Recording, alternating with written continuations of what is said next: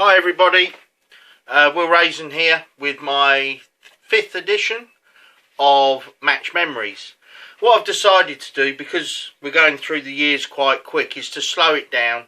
And we've got to 2008 in Spinadesco when the team won and I was triumphant individually. So what I'm going to do now is just go from year to year. So now it's on to 2009, which is on the Lage Vaart Canal in Holland.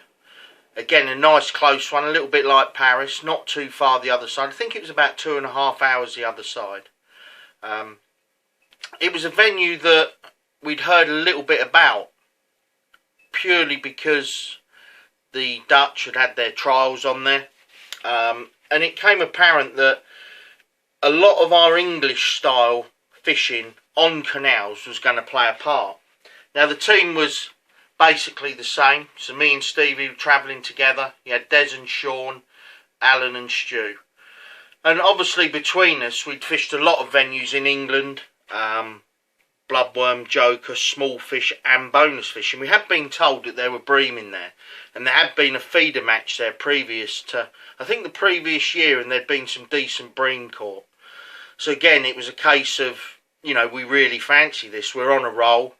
We won it last year. And we really did fancy it. Obviously with anglers like Sean and Des, you know, everybody in the team, Alan, Stu, Stevie, myself. It was a style of fishing that, you know, a lot of people would say like the French, the Belgians, but, you know, bloodworm fishing for silverfish, you know, we've got a lot of experience. Myself, you know, I've been fishing the London canals, fishing for skimmers and roach and perch, fish like that for years and years and years, since I was 12, 14 years old, fishing for Farnborough. Stevie obviously the same, and the other lads, you know, it was a case of, I can remember when we were talking before we went, the air of sort of confidence, not arrogance by any means, but confidence that, you know, this is another one that could really, really suit us. So again, we went for 2 weeks. Had a lovely hotel as per normal. No mishaps with you know, not such a good hotel, but the hotel was absolutely fantastic. About a 20-minute drive again, perfect. And the venue itself, when we arrived, looked absolutely stunning. It was one of these typical big, and it wasn't, when I say a canal, it wasn't like an English canal, like 12, 14 metres wide. It was a good 35 to 45 metres wide. It did vary in length. Quite a shallow canal. And we did find out that it was built on sort of reclaimed ground. So at one point it was obviously underwater. The sea was there. And it was a very sort of peaty, boggy sort of colour. That dark brown that you sort of associate with a lot of sort of Irish venues. You know, that sort of tea colour without milk. But I can remember arriving there and there was a few fish topping, and you know, we'd heard that they caught like 3, 4, 5 kilos, and there's an odd bream. And we managed to find a real nice place to practice, and it was in a park. There was quite a few people around, but again, you know, it was a little bit out the way. It was upstream of the match length, miles away from the match length. And we've been told roughly the depths of the match length and the fish, and on plumbing up the first morning, it did seem almost what we were expecting the match length to be like, and it did turn out to be identical. And again, in practice, the beauty is with the unofficial week is you can relax, you can, you know, you can start when you want, you can finish when you want, you can put your pole down, go for a walk, you can try things. If it works, brilliant. If it doesn't matter. Not like the official week when, you know, the pressure's on to perform, prove yourself to get in the team. You know, the team isn't picked, not like when we went to Paris, you know, so you're not competing with yourself. You know, the management are very, very good in the fact that they'll sit you down and say, look, you know, it's not going to go on, you know, like points or performances. It's how you fish, it's how you look like you're getting to grips with the venue. And obviously so on and so on. And the 2 marks by this stage had well established themselves. Dick Clegg was still about on the bank and helping with the management. But the 2 marks had really sort of got the reins now and doing it how, you know, exactly how they wanted to do it. So like I say, confidence was at a massive, massive high, coming off the back of two or three, or a couple of individual wins and two or three fantastic team performances. Like I say, we were practicing in this park, and there was loads of little roach, a lot of little like hybridy guster type fish, beautiful fish to catch. But also there was some bream. Now, again, it was Stevie in practice. We had obviously fished a lot in England, potting in raw joker with a tiny, tiny amount of grey lean. And these big wary bream, they just, sometimes it just works. Normally where there's a soft bottom, and normally where the fish are decent size, and they come over it. And the best way to describe it, the way that my angling brain thinks about this particular method, is it's a natural bed of bloodworm joker. And the fish tend to accept it a lot more. And you can catch bream like this when conventional tactics of balling it with either ground bait, soil or lean doesn't, you know, produce. And I think a lot of the time when this approach does work is when the fish are quite shy, quite wary, being fished for a bit especially. And this was definitely the case on the Lage Vaart Canal. And I remember one day in the park, Stevie said, I'm going to put just raw in long. And his peg was a mass of bubbles and he was catching bream and the rest of us weren't really doing it. The next day I had to go, again caught some bream and some nice skimmers. And the tactics that we sort of came up with after the first week was to ball it short, 8 to 10 big balls of ground bait with some joker in obviously. Pinkies was very, very good. And I think a lot of the locals don't fish with bloodworm. And even though fish tend to be weaned onto bloodworm and also almost get hooked on it by the weekend, pinkies was a fantastic bait. White pinkies, just loose feeding a few over your short line that was anywhere from like 6 to 8 metres, and then your long line was obviously really your bream trap. We did try wagglers and that, but it just didn't seem to produce. Again, a little bit like the Spinadesco Canal, it was skimming around a little bit, and presentation was very, very difficult to achieve on anything other than the pole. 1 second. Oh, it's lovely, that is. Yeah, so the practice week went fantastic. Caught loads of fish, and every evening we were having a little walk along the canal before we went back. A little look at the match centre, and there was fish topping. And towards the end of the unofficial practice week, we were catching odd bream short, and you know, I remember 1 or 2 of the lads were balling it long and catching odd bream. But for me and Stevie, this neat approach with neat joker, literally just out the packet, a little sprinkling of grey lean, feeding that, 3 or 4 like what's the best way to describe it? Golf ball size balls, just spread in a little line. They go down, but they create that natural bed of feed. And for me and Stevie, I can remember us saying, you know, this is the one. This is the one that's going to win it for us, catching some decent fish long. And you just seem to get them in your peg. You could top up with tiny little bits, almost like the end of your thumbnail size bits of raw joker again. Come back, catch a few small fish and go back and bang. Bearing in mind, you know, like I'm not talking, some days in practice, you know, we did catch 7, 8, 9, 10 bream. But, you know, again, you've got to think to yourself, match conditions, 2 or 3, or maybe even 1 is going to be good enough and can make a massive, massive difference. Obviously, the marks arrived then on the Saturday. We had Sunday off. Well, not off, but we had it. You know, we didn't go fishing. We were just preparing gear by this time. And that's the best thing about the unofficial week is, okay, the feeding, you get an idea, you get a feel for the fish, you get a feel for the venue, but you can really fine-tune your hooks, elastics, floats, and everything you want to use. And that Sunday, for me, is invaluable, just to take it away from the fishery, not going fishing. I'm just going to sit in my hotel room and I'm going to prepare. Because that really does take the pressure off the evenings when you arrive back after a long, long, hard day's practicing.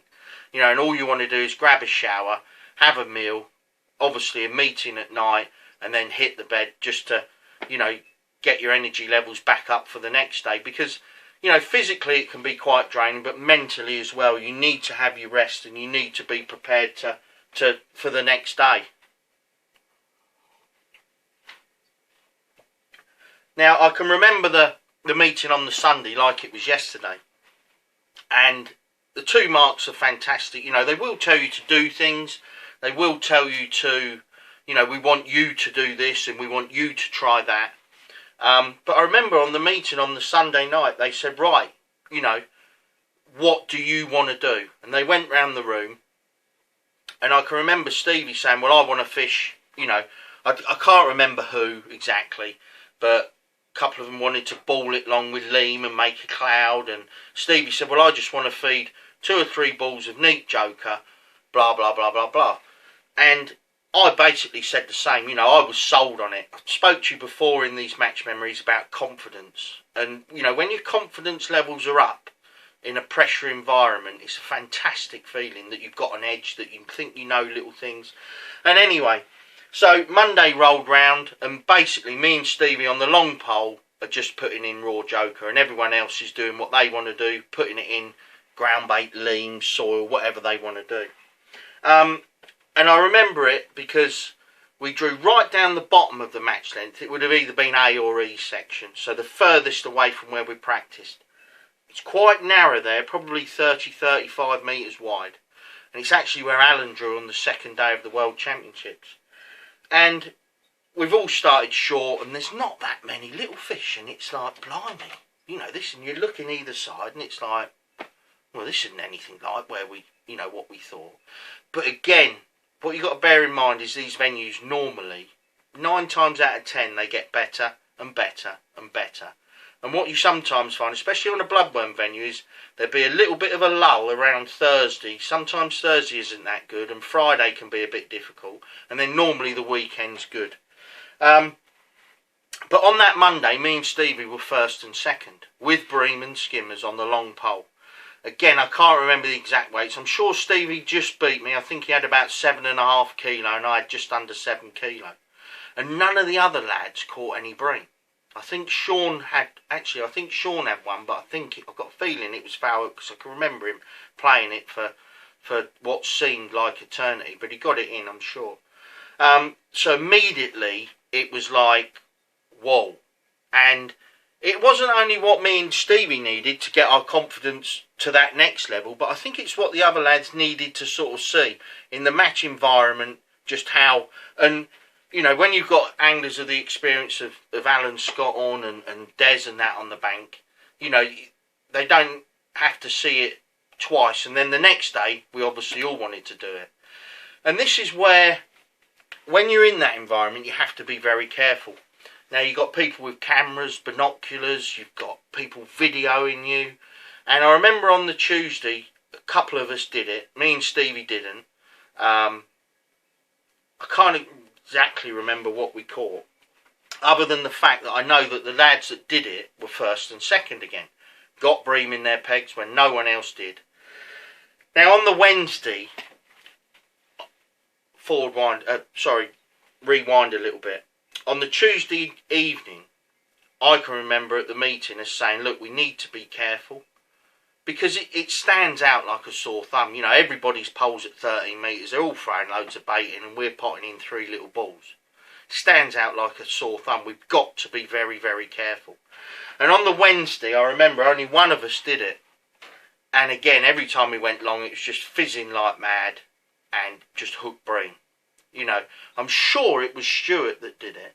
I'm not too sure, but I remember, I think it was Stuart, and he just blitz the session and that, and it's like, blimey, you know, like, now when you're in this situation, you think to yourself, nobody's going to notice, you know, what one of us is doing. We're all balling it here and there, and nobody's going to pay attention. But little did we know that this particular day, and maybe on the Tuesday, was going to really bite us in the behind, so to speak. The next 2 days practice, again we caught loads of fish, but we weren't fishing on the long pole with this neat joker, purely because we decided that we're not going to give it away. We all know what we're going to do. Let's concentrate on the little fish. And as the week went on, there was more and more and more little fish, nice little dumpy roach. You you could catch like 4 or 5 pound of them. It was lovely. Odd perch, a few of these little gusses. But what was even more apparent was, as the week went on, you never hooked any bream near your ground bait. You just didn't hook them. They just didn't come in. And you're talking, you know, I think by this time it was a 13 metre limit. You're allowed potting. And, you know, you're balling it at 7-8 metres and you're fishing literally 4 or 5 metres past it for your bream. And the difference was ridiculous. Absolutely ridiculous. So we felt like we had a real good edge. The team was picked. Unfortunately, Stuart didn't get in the first day. It's very difficult getting in these teams. And when you get anglers of the calibre of Stu, you know, not making the team, and it's possible for any one of us, you know, over the years, you know, like nearly all of us have missed out on that first day, because competition for places is massive. You're there with, you know, arguably the 6 best anglers in the country, if not, you know, Europe, and it can be very difficult. Now, for me personally, it was a very important year. Obviously, team-wise, the team was coming off the back of fantastic results. I'm world champion, reigning world champion, going into the event. And Robin Morley and a couple of the other Darwin lads had come over to watch. And I remember it because I was using the new, I think it was a Yarity Super Slim, and what a bit of kit that was. I mean, it still is. I've still got them here in my tackle room. Fantastic bits of kit. It was a very slim version. It had parallel joints. And it just so happens it coincided with the launch of this, and obviously I'd got some to take to the World Champs, and it was a perfect venue. You know, they're fantastic in the wind, but it wasn't windy, catching loads of fish. It's a super light pole, just a joy to fish with, and it went hand in hand with the type of fishing that we were doing. If we were fishing 50 gram flat floats on a real fast river, it probably wouldn't have been the best choice of pole. But as it turns out, it was absolutely, well, just phenomenal. So the first day came round. Now, obviously when I tell you the results on the Sunday, it shows just how strong the World Championships is, the float fishing World Championships. Every single nation is just a danger, and you get brilliant teams not doing so well, and teams that you wouldn't really think are a massive threat, posing massive threats and even beating you. So the first day, I drew on this nice grassy bend with these massive trees behind you. Beautiful, picturesque. And what was really nice about the Lage Vaart was the light for seeing you float. These massive trees on the far bank, and either a red or a yellow top float. I remember Steve, he always used yellow top floats. And I can remember that, you know, sitting next to him a few days, and you look and you're like, blimey, that float. And I remember I changed all my tips to yellow, and that's what I used. Even on the short line, you were just into this dark shadow of these trees on the far bank, and it was absolutely perfect. It stood out like a sore thumb. Tiny amount of float showing. And I want to talk a little bit about the rigs, and not just the rigs, but the sort of the mindset you've got to have to catch these big fish, important fish in matches. And patience is just ridiculous, you know, a massive part of catching these big fish. Now obviously the tactics for the match were to ball it short, loose feed pinkies over it, and then pot your raw joker long. Now at the time we're thinking, well, we've got this under our hatch, you know, no one else knows what we're doing. Everything's, you know, like, you wait till they see what we're going to do today. Now, personally, balled it short, potted in these 3 little balls long, and I was putting them in a line, picking my marker where I want to hold my float in line with, and putting one right on it, and literally 6 inches to the left, 6 inches to the right, 2 more balls. And you'd literally sit there catching little fish, and all of a sudden it's like bloop, bloop, bubbles, and you're like, blimey, you know, like they're there, and we were just leaving it. And what quite often happens in these World Championships is in practice it can seem a little bit harder. You know, again, no disrespect to the people that are fishing the matches, but quite often in the match, you know, you've got a little bit more room. Normally we get 5 pegs and there's 6 of us practicing in them. On the match you've got a little bit more room. People around you aren't doing exactly the same as you, which can happen in practice. And there's normally a few more. If you've got it right, if you've got it wrong, it doesn't matter. But if you feel like you got it right, and on this particular venue we did, you're going to catch more fish. And I remember I balled it short, potted my bait in long, gone in short, and I was catching a fish every chuck. Little roach, little perch, and it was nice. Catching really well.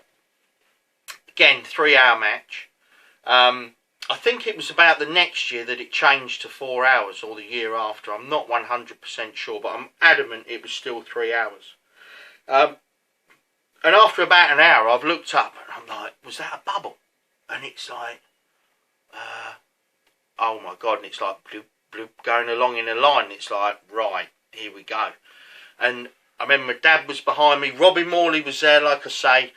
And I said I'm sure it was Robin. I think my dad had gone off to do a fish count after an hour, because they do a fish count every angler. And I said to Robin, you've got to talk to Mark Downs, because there's bream in my peg. I want to go long.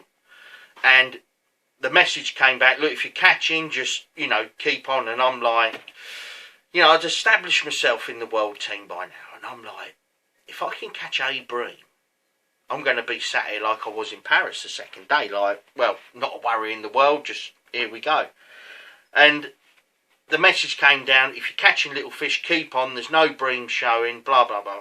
And I'm like, right, okay. And after about 10 minutes, I turned round and my dad was back by now. And I said, I'm going to go long just for 5 minutes and just see. If I don't get a bite or an indication, you got odd little lifts and that when these bream were in your peg. Now, we'd found out you can't fish heavy, and you had to fish for these bream almost like you fish for roach.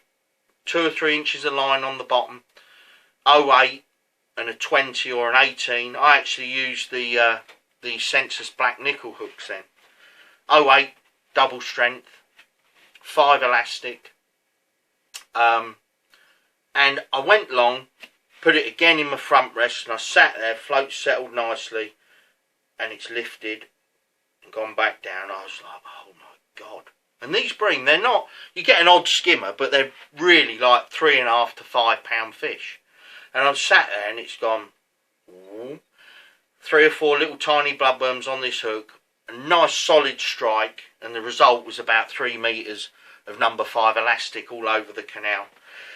Got that one in, and I think I caught 3 or 4 bream then. Didn't really come back short. But there was a Russian 2 or 3 pegs, probably 4 pegs to my left. And I noticed him catching some bream. And the final whistle came. And everyone was like, if you beat the Russian, you're going to win the section. As it happens, the Russian just beat me. I think he had a bream right at the end, a great big one, and beat me by about 200 or 300 grams. But after the first day, I'd won my section. I was second in my section. Alan had won his section. Des was third. Sean had a bit of a tough one, but again, I can explain that 100%. I think he was 11th or joint 11th, and Stevie was first. Stevie had caught a couple of big skimmers. So obviously we're there or thereabouts. I think we were 4th after day 1, but again, only a few points behind. We'd scored 18.5 points. But Sean had actually drawn next to the Russian, who had obviously fed it right, because the lads won my section. And what we found out on the Sunday night sort of underlined exactly what happened. But I want to keep that to the end, because we didn't find out until the Sunday night. Sunday rolls round. Again, draw comes out. And I can remember I drew the peg on the second day that Lee Edwards had on the first day, and he'd hooked no bream, not really caught any little fish, and it was like, oh my God, like, he's a brilliant angler, how am I going to manage to catch a few fish there? But again, feeding is the key. If you can feed it right on these venues, you don't have to be technically the best angler. When the shoe's on the other foot, you can feed it wrong and be very, very good technically, and you're not going to catch anything. So I got to my peg, settled my gear up as normal, and I can remember sitting there before the match thinking there's an odd bubble out there. I didn't really think anything of it. Balled it short, put my bait in long, again went in short, and there's loads of fish there. little roach, little gusters. I caught 2 or 3 5 or 6 ounce perch as well. I can remember because the first one I hooked, it went off again like 4 elastic, and I thought, oh, that might, but it was a bit jaggedy to be a bream, and it came out, it's like a 6 ounce perch. Again, after an hour, I'm looking out there, no bubbles, no bubbles. Then all of a sudden you see some, and it's like, oh my God. Now, the mentality that I've sort of adapted to and got now with my fishing is, if I got the chance to win, I'm going to take it. If I think I've got a chance, I'll go for it. You know, sometimes it doesn't happen, and unfortunately you do no good. But I think, you know, you look at, you know, whether it's a snooker player, you know, when he gets a chance, the good ones will take it on, and if they miss, it costs them the frame. But if they get it, they win. And that's what the sort of mental approach I've taken with fishing. If I think I've got a chance, I'm just going to go for it. And this second day, I could see these bubbles. I didn't even ask, like, my runners. I've gone out long, and again, after about 5 minutes, hooked a bream. Caught 3 bream the second day. I weighed in 8 kilo. So it just shows the importance of feeding it correct. You know, you've got a world-class angler like Lee on it the day before, and he's caught hardly anything. Speaking to Lee afterwards, he did ball it long with ground bait and this, that and the other, and it was like, well, obviously that's why. On the Sunday, Stu Conroy stepped in for Sean. Stu came second, I think. I won mine. Des was 6th. I think Alan was 7th and Stevie was 9th. And unfortunately, team-wise, we slipped down to 5th. But the points were unbelievably close. Slovakia won with 39, and we were 5th with 42.5 points. You know, so 1 or 2 little fish here, there, and everywhere.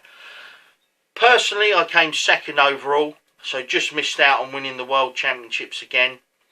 But when I tell you what happened next at the presentation, I always have like a, you know, a little bit of, not anger, I can't really describe it, I don't know the right word, but probably regret is the best word. And the Russians came up to us, and I think we were 5th, Russia were 4th, but obviously Russia had the individual winner. Slovakia won it, France 2nd, Belgium 3rd. So again, we were so close, but out of the medals. I came 2nd myself, but on talking to the Russians afterwards, it was like, you know, like, as you do at the presentation, they have a banquet afterwards. It's like, you know, like what, you know, how did you fish it? And, you know, they do speak good English, most of them. And this lad said, yeah, well, on the Wednesday, we set a video camera up behind your team, 2 video cameras, videoing the whole team. We went back that evening and watched every single minute of it. We studied exactly what you did and copied you to the letter. We knew that you were feeding raw on the long pole. We knew that you were balling it short. And it's like, oh my God. Now, the repercussions of this are, obviously, the Russian beat me the first day, cost me winning the World Championships. Sean was next to the Russian, who's fed it identical, and obviously he caught some bream and Sean didn't, so he's taken the fish away from Sean, that if there was a guy there not doing that, Sean would definitely have caught them. Now we're 3-4 points off winning the World Championships again, and you look at all of a sudden these factors of just this team watching us, and that's why, you know, I'm not secretive, I'm very open, that's why I do e-mags and articles trying to better other people's fishing, because I know tomorrow there'll be another edge. You know, you've got to keep evolving as an angler, but when you get an edge on those matches, you have to try and keep it as quiet as possible. And when people, you know, I've got to my peg, you know, just last year in Ireland in the European Championships, I got to my peg on the Monday, and there's 3 guys from Lithuania sat behind my peg with a video camera. No, I'm not even there yet, and they know where I'm going, and they're like, I'm like, I haven't fished the River Bam for about 8 years. Why are you video? Oh, we want to watch what you feed, where you feed it, what float, blah, blah, blah. And tonight we will... And it's like, oh my God. You know, like, it's very, very difficult to keep edges. And I think it's very difficult, but it's very, very important.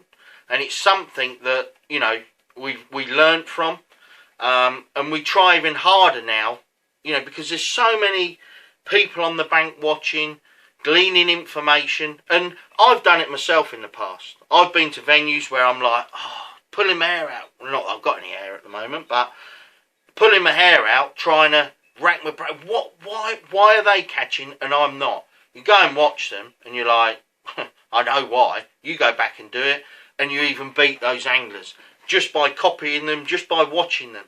So I think the moral of the sort of story is, if you've got an edge, try and keep it quiet. If you think someone else has got an edge, analyse everything they do, from the depth they fish to what they feed to the distance to how they top up, and really keep your eyes and ears open. It's something that, again, has stood me in good stead, not just in my international style fishing, but also in my domestic fishing.